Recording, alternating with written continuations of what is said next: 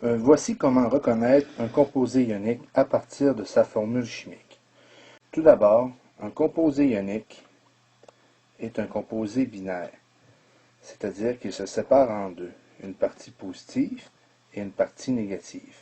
Comme on en a déjà parlé, la partie positive, donc l'ion positif, on peut lui donner le nom de cation, et la partie négative, on peut lui donner le nom d'anion. Maintenant, pour savoir, en regardant une formule chimique, si c'est un composé binaire, il faut savoir si ça commence par un cation et que ça se termine par un anion.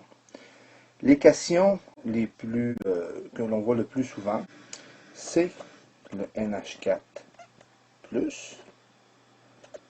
le H+, ou les métaux. Les métaux, peuvent être plus 1, plus 2, plus 3, dépendant de leur famille chimique. Donc, si la formule chimique commence par NH4, par hydrogène ou par un métal, il y a de fortes chances que ce soit un composé ionique. Il faut donc s'assurer que ça se termine aussi par un anion. Quels sont les anions possibles? OH- en étant les non-métaux,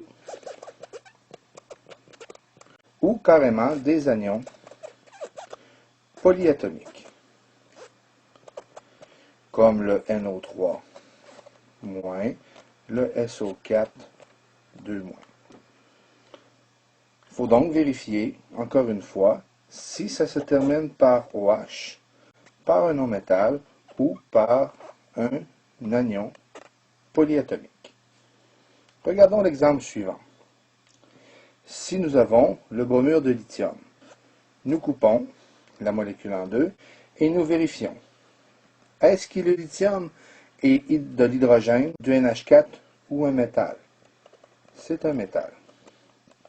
Maintenant, est-ce que le brome est du OH, un anion polyatomique, ou un non-métal? C'est un non-métal. Donc, le bromure de lithium est un composé ionique. Le HCl maintenant, même chose. Coupons la molécule en deux. Est-ce qu'elle commence par H, NH4 ou un métal?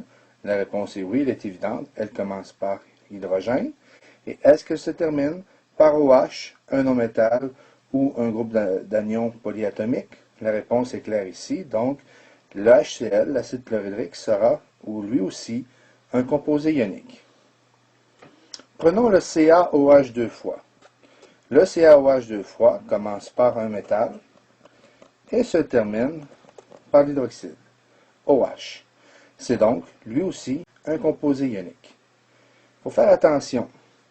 Si on prend l'exemple suivant du CH3OH, certains seraient tentés de dire il se termine par OH, c'est donc un composé ionique. Mais CH3, ce n'est pas ni de l'hydrogène, ni un H4, ni un métal.